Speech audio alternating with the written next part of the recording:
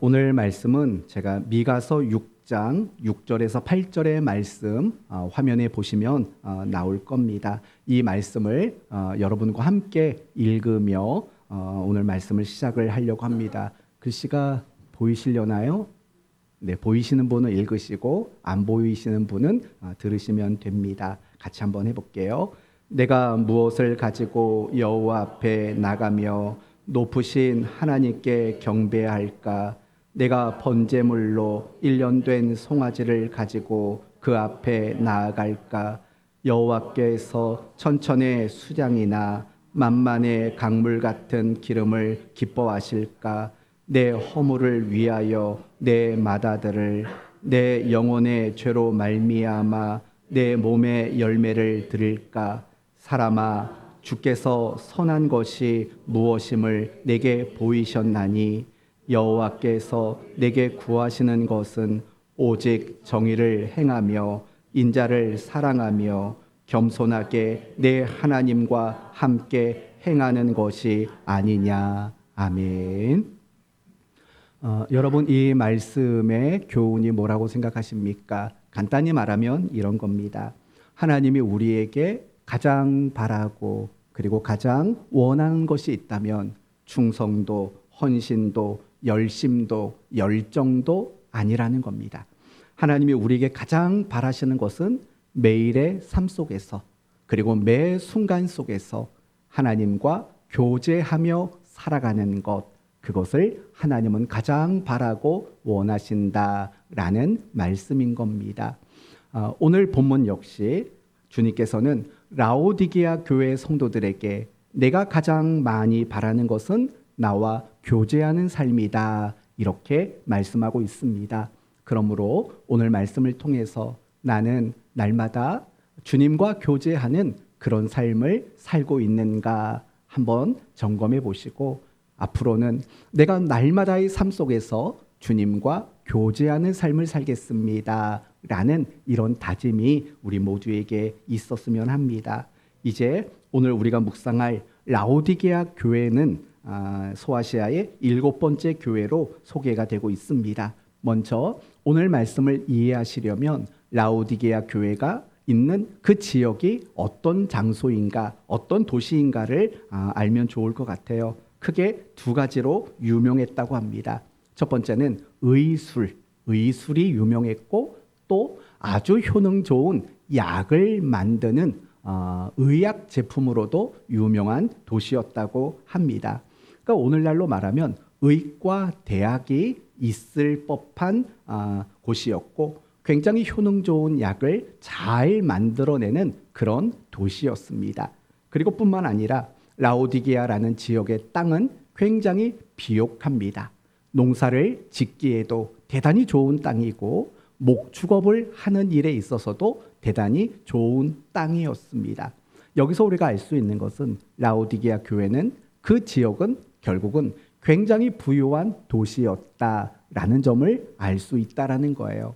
그 도시가 얼마나 부유했냐면 AD 60년경 소아시아 전 지역에 엄청난 지진이 일어났습니다. 그래서 대부분의 도시들이 다 황폐하게 되었습니다. 그런데 그 많은 도시들 중에서 외부의 지원 또는 로마로부터 지원을 받지 않고 스스로 자신의 도시를 재건한 유일한 도시가 있다면 그 도시가 바로 라오디게아라는 도시였다라는 겁니다. 그만큼 대단히 부유한 지역이었던 겁니다. 따라서 그 지역에서 예수를 믿고 살아가는 성도들 역시도 굉장히 부유할 수밖에 없습니다. 그래서 17절을 보면 그들이 스스로 뭐라고 말하냐? 나는 부자라 라고 말할 정도로 굉장히 부유한 삶을 살고 있었다라는 겁니다. 그런데요, 그렇게 부유한 환경이 있었고, 또 오늘 본문을 보면 이단의 공격도 또는 어떤 박해도 없었던 교회라는 것을 보게 돼요. 그런데도 불구하고 라오디게아 교회는 칭찬받을 것이 하나도 없었다, 이렇게 우리에게 소개하고 있습니다. 다르게 말하면 주님을 기쁘시게 할 만한 모습도 없었고, 도리어 날마다 주님 앞에 부끄러움밖에 없는 그런 모습이었다라는 거예요. 우리의 모습은 어떨까요? 주님이 우리를 보실 때 정말 기쁘실 만한 모습들이 우리 안에 많이 있을까요? 정말 우리의 모습 속에서 주님께 칭찬받을 만한 모습들은 많이 있을까요? 그랬으면 좋겠습니다. 나의 대단한 일이 아니라 정말 작고 아주 사소한 일이지만 그 모습이 우리 주님을 기쁘게 하고 그 모습이 주님 앞에 날마다 칭찬받을 만한 그런 모습들이 우리의 모습 속에 늘 많아졌으면 좋겠습니다. 그러나 라오디게아 교회는요, 그 어느 것 하나를 보면서도 그들에게 칭찬할 게 없었어요. 도리어 그들에게는 책망만 주어졌다라고 말씀하고 있어요. 근데 그 책망이 너무 무시무시하고 너무 힘겨운 책망이에요.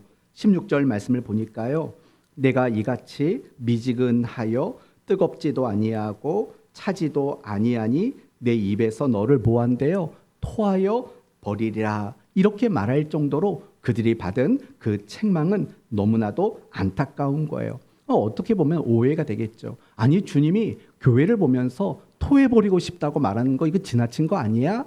정말 주님이 그 교회를 토해버리고 싶겠다는 말이겠어요? 그렇다면 이 편지도 쓰지 않으셨을 거예요. 권면도 하지 않으셨을 거예요. 그만큼 주님이 그런 교회를 보면서 너무 안타까워하신다라는 거예요. 혹시라도 내 모습 속에서 주님이 이렇게 안타까워할 만한 모습이 없는지도 생각해 보면 너무 좋을 것 같습니다. 그렇다면 이 라오디게아 교회 성도들이 받은 책망이 무엇인가 한번 생각해 봅시다.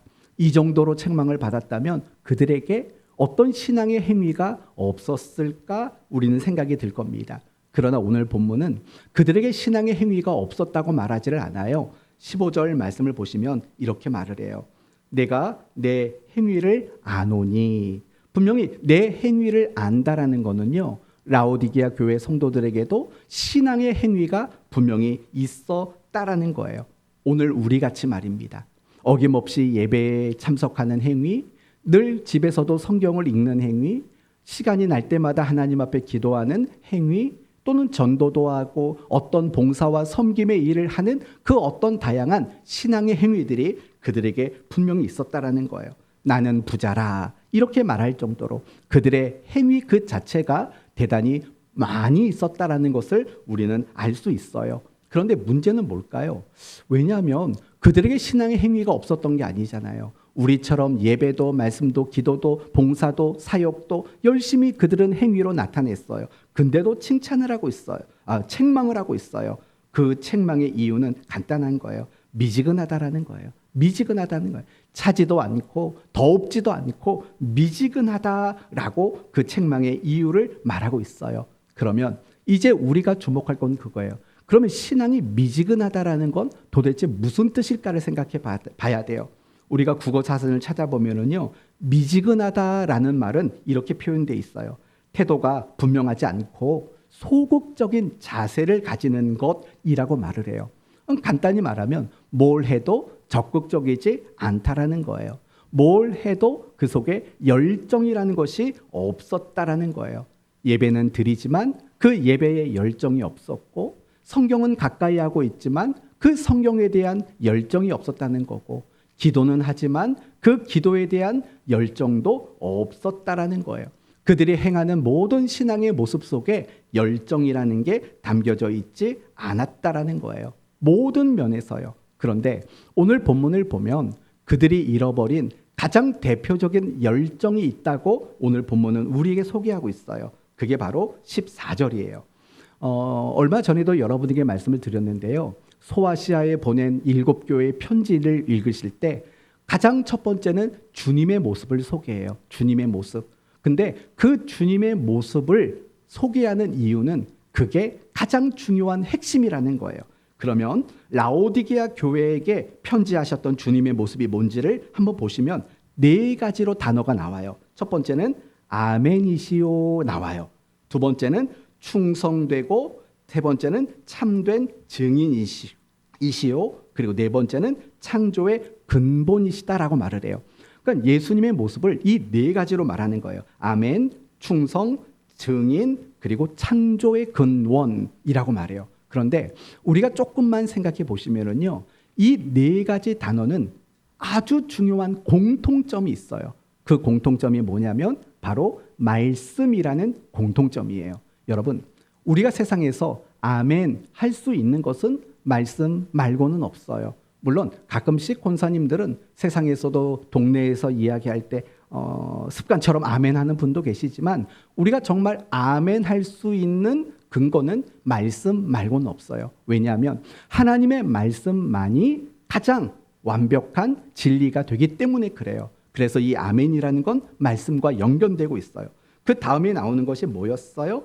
충성과 증인이에요. 그러면 여러분, 충성과 증인이라는 이 단어가 성립되기 위해서는요, 반드시 선행되어야 될 게 있어요. 예를 들어 보세요. 충성이라는 게 이루어지려면 주인이 무엇인가를 말해야지 충성이 성립이 돼요.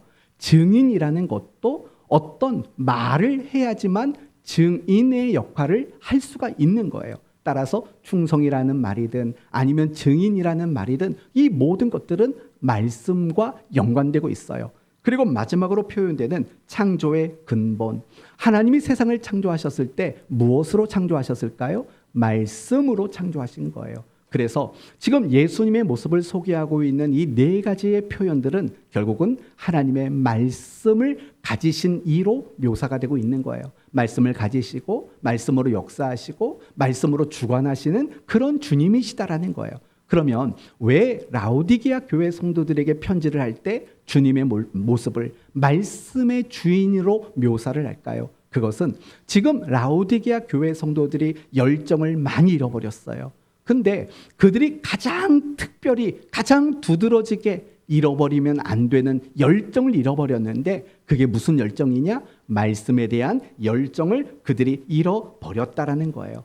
그들이 하나님 말씀에 대한 열정을 잃었어요. 그러니까 자연스럽게 어떤 결과가 일어나냐면요, 말씀의 열정을 잃었더니 예배에 대한 열정도 잃고 기도에 대한 열정도 잃고 순종에 대한 열정도 잃어버리고 뿐만 아니라 모든 열정들이 다 잃어져 버리는 일들이 일어나게 됐다라는 거예요. 왜냐하면 하나님의 말씀이라는 거는요, 기차를 이끌어가는 가장 앞에 있는 그 기관차의 역할을 하기 때문에 그래요.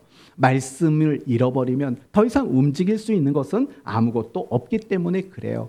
요즘에는 이게 뭐죠? 옛날에 수도가에 보면 펌프하는 거 있었잖아요. 그 펌프를 통해서 물을 나오게 하려면 먼저 뭘 해야 됩니까? 먼저 물을 한 바가지 넣어야 돼요. 그 물을 넣지 않으면 절대로 거기서 물이 안 나와요. 아무리 펌프질을 해도. 마치 말씀은 마중물과 같은 거예요.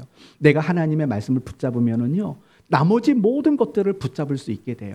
말씀에 대한 열정이 생겨나게 되면은요, 나머지 신앙의 모든 행위들에도 열정이 일어나게 돼 있어요. 그래서 우리 모든 그리스도인들은요, 정말 이 하나님의 말씀을 놓치지 않는 일, 그게 너무나도 중요한 일이 될 수밖에 없는 거예요. 그러나 이 라오디게아 교회 성도들은요, 하나님의 말씀을 잃어버렸어요. 말씀에 대한 열정을 놓쳐버렸어요. 그러니 그들이 신앙 행위는 가지고 있었지만 그 속에 열정이 담겨지지 않았다라는 거예요.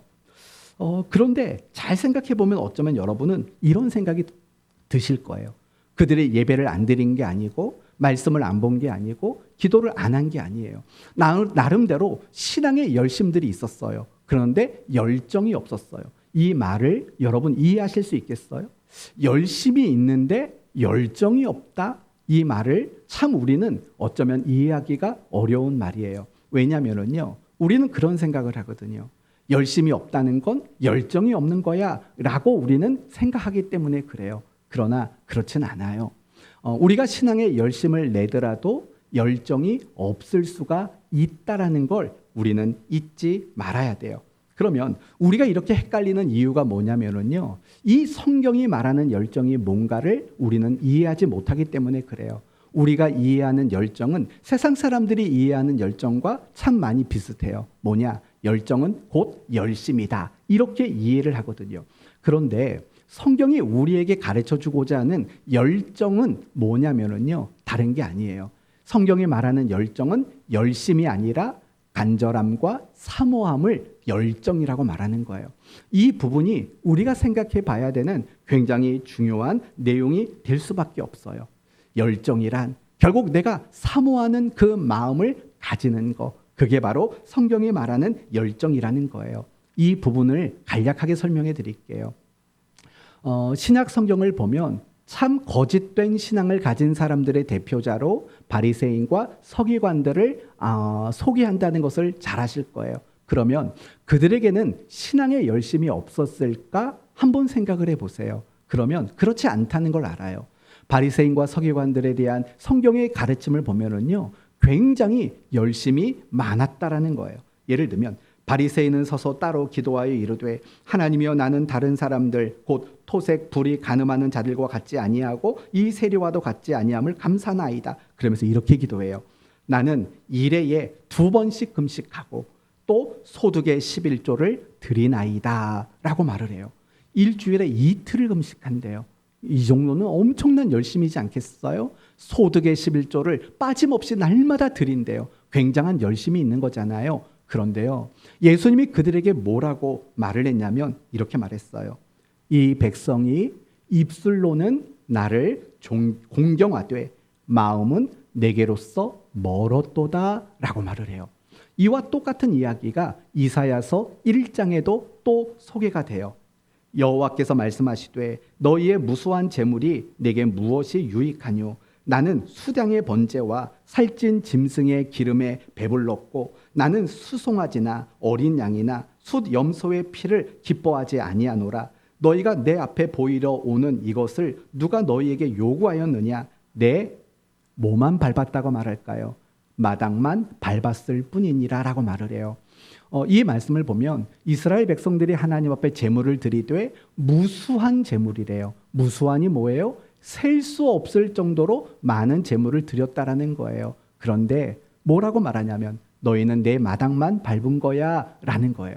무수한으로 표현된다라는 건 열심을 이야기하는 거예요. 그러나 마당만 밟았다는 건 뭘까요? 그 속에는 하나님을 향한 간절함도 사모하는 마음도 있지 않았다라는 그런 뜻이 될 수밖에 없어요.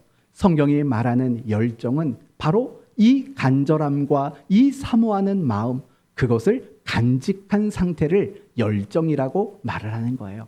내가 교회 안에서 뭔가 많은 것들을 부지런히 하는 것, 그게 열정이 아니라 내 마음속에 정말 작은 거지만 짧은 시간이지만 내가 예배할 때 이 시간에 간절함과 사모함을 담아내면 여러분은 예배의 열정이 있는 거예요. 여러분이 성경을 읽을 때 비록 한 장을 읽을지라도 그 속에 사모하는 마음을 담아내면 그게 바로 성경이 말하는 열정이라고 그렇게 가르쳐주고 있다라는 거예요. 사랑하는 성도 여러분, 라오디게아 교회는요, 겉으로는 굉장히 열심히 있어 보였어요. 그러나 그 속에서 결코 찾아볼 수 없었던 것이 있다면 바로 간절한 마음, 사모하는 마음, 그 마음이 그들에게 있지를 않았다라는 거예요. 이것이 바로 라오디게아 교회가 책망받은 가장 중요한 모습이라는 거예요. 사랑하는 성도 여러분, 여러분의 모습도 한번 생각해 보셔야 돼요. 나는 모든 신앙의 모습 속에서 간절함, 사모함 이런 것들을 나는 잘 담아내고 있는가, 그걸 생각해 보셔야 돼요. 하나님이 우리에게 바라는 건 어떤 열심만이 아니에요. 그렇다고 열심히 내지 말라는 거 아니에요. 열심을 내셔야지요. 그러나 그 열심과 더불어 우리가 놓치면 안 되는 거, 반드시 그 열심 속에 우리가 담아내야 하는 거, 그게 바로 간절함, 사모함이라는 것을 우리가 꼭 기억했으면 좋겠습니다. 이제 우리가 두 번째로 생각해 볼 것은요, 왜 내가 사모하는 마음을 가져야 될까? 내가 왜 사모하는 마음이 중요하고 필요하다고 이야기할까라는 부분이에요. 여러분은 사모하는 마음이 왜 중요하고 왜 필요하다고 생각하셔요? 혹시 천국 가기 위해서일까요? 그렇다면 사모하지 않으셔도 돼요. 왜냐하면 우리가 천국에 가는 건 나의 어떤 자격이나 나의 어떤 조건이나 나의 어떤 실력을 가지고 천국에 가는 게 아니거든요. 그럼 우리는 천국에 어떻게 가요? 오직 무엇만으로요? 믿음만으로 천국에 가는 거예요. 우리가 설령 내 마음속에 그런 간절함과 사모함이 없을지라도 예수 그리스도를 믿는 믿음만 있다면 우리는 천국에 가요. 사모하는 마음까지 없어도 천국 가는 데는 큰 문제가 없어요. 근데 왜 사모해야 될까요? 그래야 칭찬받고 그래야 하나님 앞에 상 받으니까? 맞아요. 우리가 사모하고 간절한 마음을 품으면 분명히 칭찬해 주실 거예요. 저는 우리 교회 성도들이요, 사모하는 마음이 많아서 하나님께 칭찬받는 그런 성도들이 됐으면 좋겠어요. 그런데 우리가 사모하는 마음이 필요하고 중요한 더 큰 이유가 있어요. 그것은 우리가 사모하는 마음을 품을 때 우리에게는 정금 같은 신앙으로 만들어지기 때문에 그래요. 오늘 본문이 소개하는 라오디게아 교회 성도들의 모습은요, 참 안타까웠어요. 어떤 모습이었어요? 17절을 보면 내가 말하기를 나는 부자라 부요하고 부족한 것이 없다 하나 내 곤고한 것과 가련한 것과 가난한 것과 눈먼 것과 벌거벗은 것을 알지 못하는구나 라는 거예요. 이게 그들의 신앙의 모습이래요. 가난하고 벌거벗고 또 가련하고 이런 그들의 모습들을 그들은 알지 못했다라는 거예요. 그들이 영적으로 함량 미달이라는 거예요. 여러분, 금이라고 해서 다 똑같은 금은 아니잖아요. 금이 순도가 높을수록 가장 비싼 금이잖아요. 순금. 그러나 금이 조금밖에 들지 않으면 아무리 금이 들어갔다고 해도 그건 함량이 떨어지는 가격이 낮은 것들이잖아요. 라오디게아 교회의 모습이 그랬다라는 거예요. 그들이 너무나도 함량 미달의 신앙이 되고 있었다라는 거예요. 그 원인은 뭐냐? 결국 사모하는 마음이 없었기 때문인 거예요. 갈수록 우리도 똑같은 거예요. 내가 사모하는 마음을 잃어버리면은요, 우리 안에 신앙의 그 함량이 갈수록 떨어져 갈 수밖에 없다라는 거예요. 우리가 세상에 일을 할 때 사모하는 마음, 간절한 마음 너무나도 중요하다라는 거 알고 있잖아요. 왜냐하면 우리가 간절한 마음, 사모하는 마음을 가질 때 뭘 해도 더 잘할 수 있기 때문에 그래요. 공부하는 학생이 간절한 마음이 있어야지요. 그래야 더 잘하지요. 뭘 해도 간절한 마음, 사모하는 마음, 그 마음이 있어야 더 잘할 수밖에 없어요. 우리의 신앙생활도 사실은 마찬가지인 거예요. 내가 예배를 드릴 때 사모하는 마음이 있으면은요, 그 예배가 정말 은혜로 풍성한 예배가 되는 거예요. 우리가 말씀을 사모하는 마음을 품게 되면은요, 그 말씀에 더 집중력을 가지게 되는 거예요. 우리가 기도를 사모하게 되면은요, 나도 모르는 사이에 늘 하나님 앞에 무릎을 꿇는 그런 사람이 될 수밖에 없는 거예요. 내가 찬송을 사모하는 마음으로 드릴 때 그 찬송이 정말 깊고 높은 찬송이 되어질 수 있는 거예요. 이렇게 말하면 어떨까요? 내가 얼마나 사모하느냐, 그 사모하는 마음이 나를 성장시킨다라고 말씀을 드릴 수 있다라는 거예요. 제가 사도행전 말씀을 묵상하면서 깜짝 놀라는 것들이 있어요. 뭐냐? 여러분 잘 아시는 사도행전 1장에서 8장까지는 예루살렘 교회에 대한 이야기라는 것을 여러분 잘 아실 거예요. 예루살렘 교회. 그런데 이 예루살렘 교회의 모습을 보면 어떤 모습이었냐면 정말 생명을 걸고 복음을 전하는 자들이었어요. 그리고 내 재산을 팔아서 가난한 자들에게 나누어 주는 그런 교회였어요. 어디 그뿐이겠어요? 그들은 신앙의 열심도 대단히 많았던 성도들이에요. 그러면 여러분 그런 생각해 보지 않으셨습니까? 저는 그런 생각을 해봤어요. 나는 신앙생활을 얼마나 오래 해야지 예루살렘 교회 성도들 같은 모습이 될 수 있을까? 그런 생각을 해봤어요. 몇 년이나 더 해야지 그럴까? 50년도 넘게 했는데 아직도 그들의 모습을 닮아가지 못하는 이런 모습을 보면서 얼마나 더 해야 될까라는 생각이 든다고요. 그런데 문득 제가 한번 찾아봤어요. 그럼 예루살렘 교회 성도들, 그들은 도대체 예수를 믿은 지 몇 년이나 됐을까? 이걸 계산해 봤어요. 그랬더니 참 놀라운 결과가 나오더라고요.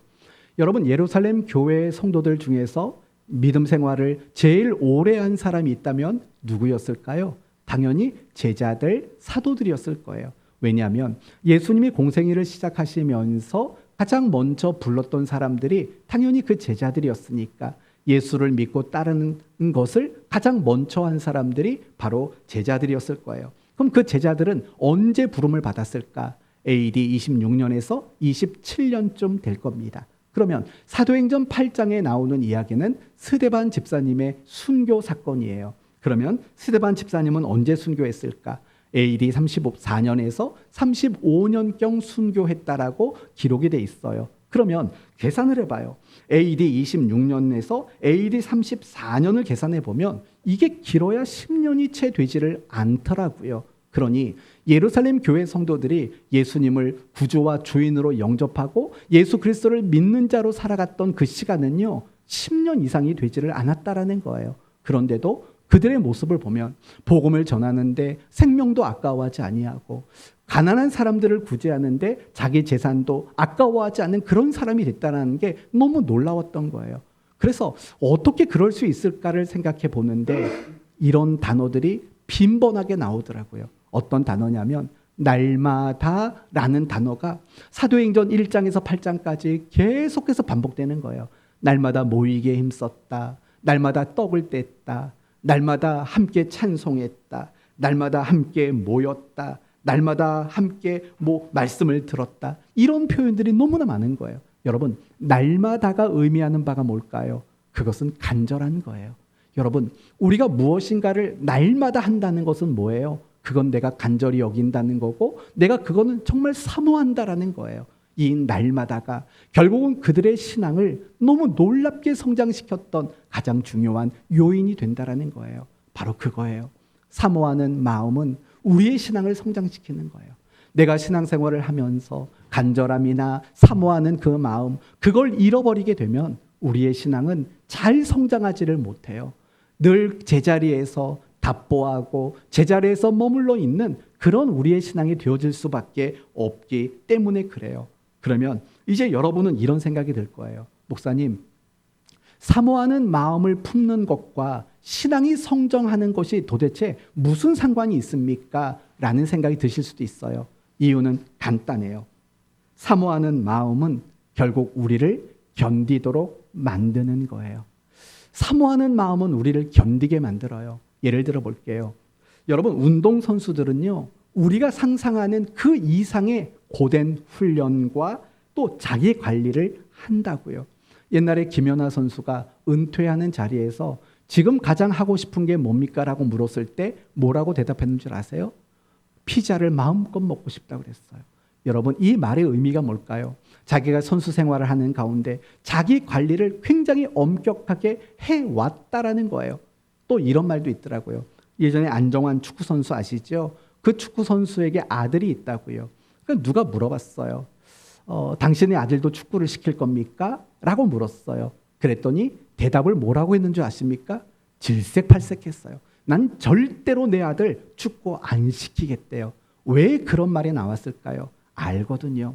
운동선수로 살아가는 게 얼마나 힘들고 괴로운지 알거든요. 운동선수들은요, 그렇게 힘든 훈련과 자기 관리의 그 괴로운 것들을 다 견뎌내요. 왜 견딜까요? 사모하는 마음이 있어서 그래요. 뭘 사모할까요? 메달을 사모하고, 지금보다 더 좋은 기록을 사모하고, 내가 조금 더 좋은 팀으로 이적할 것들을 사모하는 마음이에요. 그런 마음이 있으니까 정말 힘들고 고되지만 그걸 다 견뎌내게 된다라는 거예요. 우리의 신앙생활도 마찬가지예요. 여러분, 기독교 신앙이란 뭐라고 생각하십니까? 기독교 신앙은 십자가의 길을 걷는 거예요. 그 말은 무슨 말일까요? 우리는 끊임없이 견뎌야 될 상황, 견뎌야 될 순간, 그런 것들을 끊임없이 만날 수밖에 없다라는 거예요. 그런데 때로는 우리가 그 힘들고 어려운 시간들을 견뎌요. 그러나 때로는 그 힘들고 괴로운 시간들을 견뎌내지 못할 때가 있어요. 그것이 무엇이 결정하는 거냐면 사모하는 마음이라는 거예요. 정말 사모하는 마음이 우리로 하여금 무엇이든지 다 견뎌낼 수 있도록 만드는 거예요. 그러니 내가 그 순간을 견뎌낸다는 건 나에게 훈련이 되고 나에게 단련이 되는 거예요. 그래서 우리가 사모하는 마음을 품고 살아가면 우리의 신앙이 성장할 수밖에 없다라는 거예요. 욥이 얼마나 많은 고난을 당했는지 잘 아실 거예요. 말하지 않아도 여러분은 너무 잘 아실 거예요. 그런데 그 욥이 그 힘들고 어려운 순간들을 어떻게 견뎌냈을까요? 그에게 사모하는 마음이 있었어요. 여러분이 잘 아시는 이런 구절이 있죠. 그런데 내가 앞으로 가도 그가 아니 계시고 뒤로 가도 보이지 아니하며 그가 왼쪽에서 일하시나 내가 만날 수 없고 그가 오른쪽으로 돌이키시나 배울 수 없구나. 그러나 내가 가는 길을 그가 아시나니 그가 나를 단련하신 후에는 내가 순금같이 되어 나오리라. 이걸 기대하고 이걸 사모하는 마음이 있어서 욥은 견뎌낼 수 있었다라는 겁니다. 사랑하는 성도 여러분, 여러분 마음속에 지금보다 더 많은 사모하는 마음들이 풍성해질 수 있기를 바라요. 예배를 사모하고 말씀을 사모하고 기도를 사모하고 섬김을 사모하고 찬송을 사모하고 내가 쓰임받기를 사모하는 이런 마음들이 여러분에게 더 풍성해질 수 있기를 바랍니다. 그것을 위해서 우리에게 필요한 것은 뭘까? 바로 오늘 말씀의 마지막 결론인 겁니다. 20절 말씀을 보시면 유명한 구절이지요. 20절을 보시면 볼지어다 내가 문 밖에 서서 두드리노니 누구든지 내 음성을 듣고 문을 열면 내가 그에게로 들어가 그와 더불어 먹고 그는 나와 더불어 먹으리라. 지금 무엇을 말씀하고 있는 걸까요? 주님과 교제하는 것을 원하고 있다라는 거예요. 이게 바로 실말이에요. 라오디게아 교회가 겪었던 그 모든 신앙의 연약함들, 이 모든 것들의 원인이 어딘가? 열정도 없어지고 사모하는 마음도 없어졌던 이 모든 원인들은 뭔가? 결국은 그들이 주님과 교제하는 삶을 그들이 놓치고 말았기 때문이다. 이렇게 말씀하고 있는 거예요. 사랑하는 성도 여러분, 우리가 지금은 믿음이 좋아요. 우리가 지금은 사모하는 마음도 있어요. 그런데 주님과의 그 교제가 느슨해지고 단절되기 시작하면은요, 얼마든지 우리도 라오디게아 교회와 같이 그렇게 열정도 사모하는 마음도 다 잃어버리는 그런 우리가 될 수 있다는 것을 기억했으면 좋겠어요. 저는 이 말씀을 묵상하다가 여러분에게 이런 말씀을 꼭 드려야겠다라고 생각한 게 있어요. 뭐냐? 내 삶의 모든 문제는 다른 데서 오는 게 아니더라고요. 내 삶의 모든 아픔, 내 삶의 모든 외로움, 내 삶의 모든 슬픔, 내 삶의 모든 절망, 내 삶의 모든 낙심, 이 모든 것들은 어디에서 오냐면요, 내가 날마다 주님을 만나고 내가 날마다 그 주님과 깊은 교제를 나누지 못하는 데서부터 이런 것들이 찾아온다라는 거예요. 혹시 지금 여러분 가운데 너무 외로운 분이 계세요? 지금 여러분 가운데 너무 슬픈 분이 계세요? 지금 여러분 가운데 낙심하고 절망하신 분들이 계세요? 그렇다면 여러분에게 마음의 신앙의 문을 두드리시는 주님의 그 음성을 들으셔야 돼요. 그리고 이제는 문을 여셔야 돼요. 종종 우리의 신앙의 모습을 보면 어떤 건 줄 아세요? 주님은 문 밖에 계세요. 그리고 우리는 문 안에 있어요. 주님이 아무리 문을 두드려서 나와 만나자, 나와 교제하자 해도 문을 안 열어요. 근데 우리가 문을 열 때가 있어요. 언제일까요? 문제가 생겼을 때. 내 힘으로는 도무지 해결할 수 없는 일이 생겼을 때 문을 빼꼼히 열어요. 그리고 손만 내밀어요. 여기다 빨리 주세요. 그리고 주님이 그걸 주시면 우리는 어떻게 해요? 얼른 손을 넣고 문을 닫아버려요. 그리고 또 그렇게 살아가는 거예요. 우리 주님은 문 밖에서 우리를 끊임없이 기다리고 계시는 거예요. 그러므로 사랑하는 성도 여러분, 오늘 여러분이 다 기억하지 못해도 괜찮아요. 이거 하나만 기억하셔요. 주님은 날마다 여러분과 만나기를 원하세요. 주님은 날마다 여러분과 교제를 나누기를 원하세요. 그 교제가 열정을 만들고 그 교제가 여러분을 사모하는 사람이 되도록 만들 거예요.